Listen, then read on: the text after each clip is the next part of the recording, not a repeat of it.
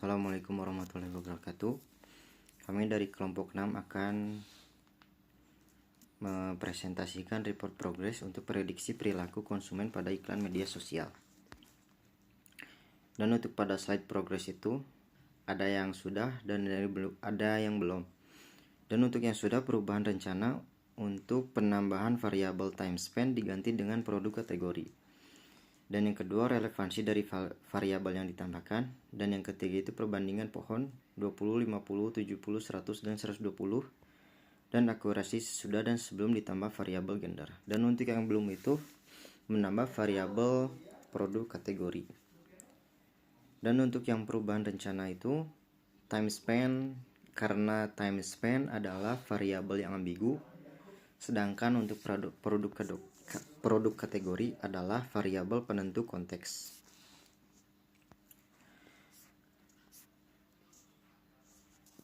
Dan di sini juga itu karena time spend bersifat relatif terhadap produk kategori. Oleh karena itu, produk kategori menjadi variabel independen yang lebih dominan karena ia mendikte pola distribusi waktu yang diharapkan untuk terjadinya konversi.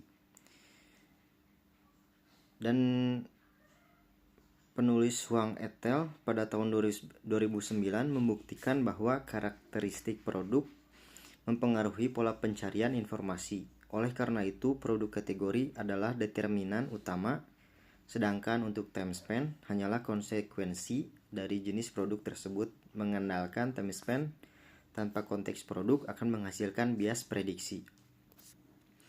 Dan pada jurnal Gender yang berjudul Gender Difference in Online Shopping yang ditulis oleh Seok dan Bailey pada 2008, itu wanita memang cenderung menghabiskan waktu lebih lama atau bisa disebut hedonik atau rekreasional, tapi ini sangat kuat terjadi pada kategori pakaian dan aksesoris rumah. Dan untuk pada kategori elektronik dan otomotif dikuasai oleh pria pada gender pria yang menunjukkan tingkat search activity yang setara atau bahkan lebih tinggi daripada wanita. Dan untuk yang slide selanjutnya itu ada relevansi, yang dimana perilaku belanja online relevansi untuk variabel gender dan apa hubungannya itu dengan produk kategori.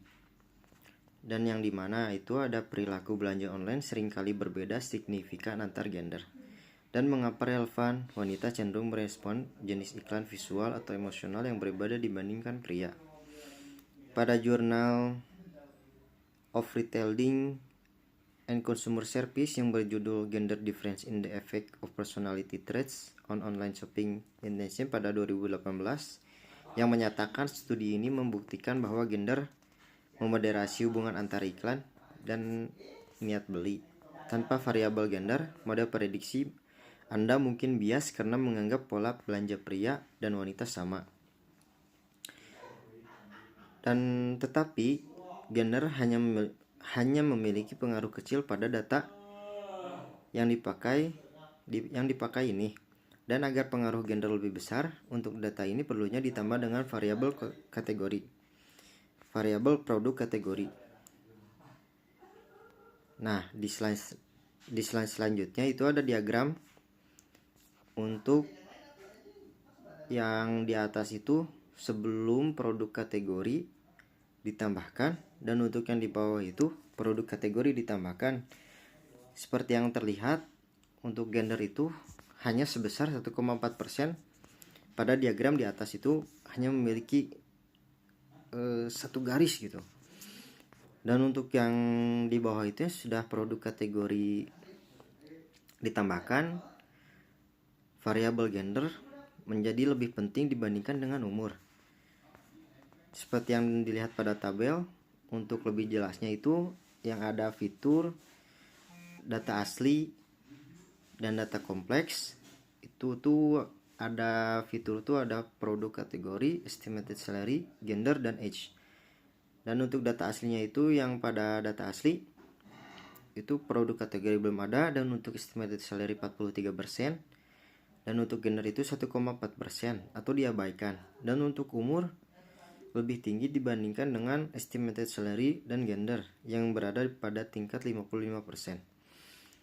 Nah, pada data kompleks setelah produk kategori ditambah itu produk kategori itu 31,8%, yang dimana itu tuh sangat penting untuk sebuah model. Dan untuk estimated salary 29,5%, dan untuk gender meningkat akurasinya tuh meningkat kepentingannya itu menjadi 21,9%.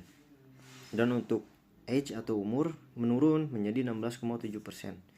Nah, di sini kenapa bisa begitu? Dan untuk jurnal pendukungnya itu ada pada jurnal online shopping behavior yang ditulis oleh Sifras Kanungo dan Vikas Jain pada 2012. Studi ini menemukan bahwa gender sendirian tidak mempengaruhi niat beli secara langsung, namun efek gender baru muncul ketika dianalisis bersama dengan kategori produk. Artinya, pria dan wanita memiliki persepsi risiko dan niat beli yang berbeda hanya untuk produk tertentu dan pada tidak semua produk. Dan untuk slide selanjutnya akan dijelaskan oleh teman saya. Oke, di kiri atas ada grafik kategori gender dan proses. Grafik ini menunjukkan perbandingan jumlah pengguna yang membeli 1 dan tidak membeli 0 berdasarkan gender. Warna berbeda menandakan status purchase. Digunakan untuk melihat apakah jenis kelamin berpengaruh signifikan terhadap keputusan pembelian. Lalu ada grafik distribusi di kanan atas menampilkan distribusi umur atau estimated salary, yaitu sumbu X nilai umur atau gaji, dan sumbu Y jumlah pengguna. Warna berbeda menunjukkan purchase 0 dan 1. Lalu ada kolerasi di kiri bawah menunjukkan nilai kolerasi antar fitur. Warna merah tua kolerasi kuat, warna biru pucat kolerasi lemah. Lalu di kanan bawah ada umur dan estimated salary. Setiap titik mempresentasikan satu pengguna. Sumbu X yaitu umur, sumbu Y yaitu estimated salary, dan warna titik status purchase. Garis merah yaitu tren hubungan. Selanjutnya adalah tahapan pre-processing pada data yang kami lakukan sebelum membangun model. Jadi, di tahap ini kami melakukan beberapa langkah untuk menyiapkan data agar bisa diproses dengan baik oleh algoritma. Alurnya seperti ini. Fitur selection. Pertama-tama, kami memilih fitur-fitur yang relevan dari dataset. Yang kami ambil hanya 3 kolom penting, yaitu gender atau jenis kelamin, age atau biasa disebut usia, dan estimate salary atau biasa disebut gaji estimasi. Fitur ini kami pilih karena diduga memiliki hubungan dengan target yang ingin diprediksi. Lalu yang kedua ada encoding. Selanjutnya, karena kolom gender merupakan data kategorikal berupa teks, male dan female, maka perlu diubah ke bentuk angka supaya algoritma bisa memprosesnya. Oleh karena itu, male dan female kami ubah menjadi angka 0 dan 1. Lalu yang ketiga ada splitting. Setelah itu kami membagi dataset menjadi 2 bagian. Ada bagian yang pertama 80% data digunakan untuk training atau melatih model. Lalu 20%-nya sisanya digunakan untuk testing atau menguji performa model. Ini penting supaya hasilnya tidak bias dan bisa mengevaluasi model dengan adil. Lalu yang keempat ada scaling. Terakhir adalah scaling atau penskalaan fitur. Karena nilai estimate salary berupa angka yang sangat besar jika dibandingkan dengan umur, kita melakukan standarisasi menggunakan standar scaler. Tujuan utamanya supaya skala gaji dan umur berada pada level yang sama, sehingga umur yang kecil tidak kalah pengaruhnya dibanding gaji yang ribuan.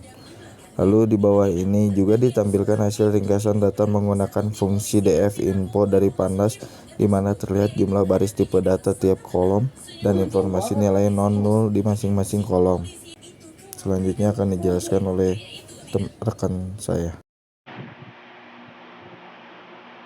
Di slide ini kita bisa melihat hasil pengujian jumlah pohon pada model random forest. Kita mencoba beberapa jumlah pohon mulai dari 20, 50, 70 sampai 120 pohon.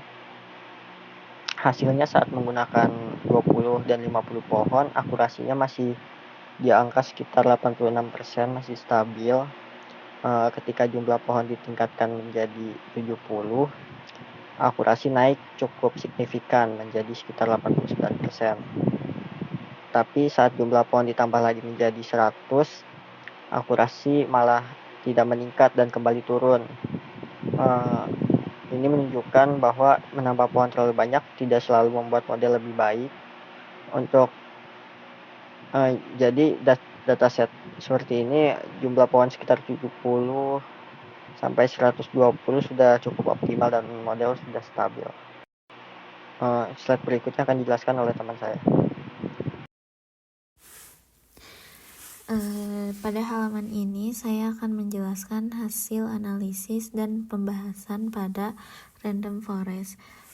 Pada tahap ini dilakukan perbandingan confusion matrix sebelum dan sesudah penambahan variabel gender dengan total 70 pohon. Bisa dilihat gambar sebelah kiri yang warna hijau itu menunjukkan hasil sebelum penambahan variabel gender. Terlihat masih terdapat beberapa kesalahan klasifikasi baik pada false positif maupun false negatif. Jadi si akurasi modelnya tuh masih berada di angka 87,50%. Sedangkan untuk gambar yang sebelah kanan ini menunjukkan hasil sesudah penambahan variabel gender.